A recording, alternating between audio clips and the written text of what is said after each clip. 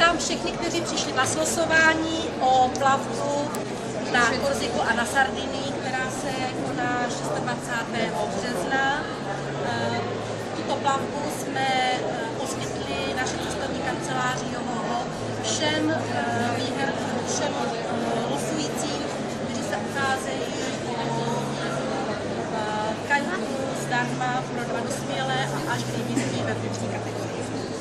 Takže já si dovolím odpečetit zapečetěnou schránku, kterou jsme měli zapečenou.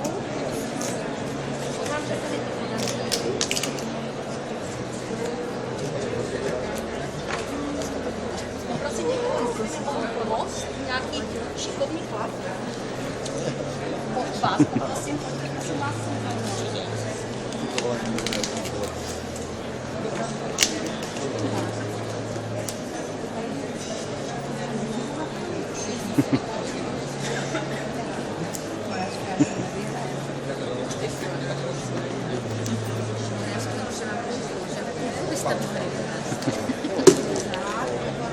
Kolik lidí teda bude vybraný?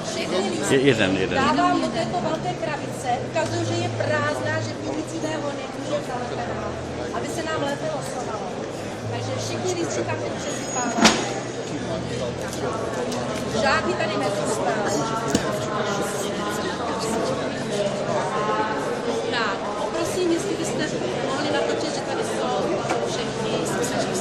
A koho požádám z publika?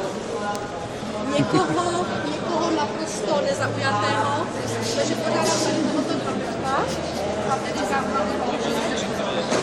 Tak, otočíš se na pravou stranu. Nebudeš se tam dívat. Takhle, aby to všichni viděli.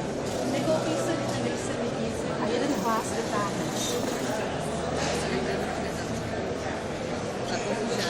Tak, a je to Lubomír Jalovčiár, lubo.jalo@zoznam.sk. Nachází se zrovna tady.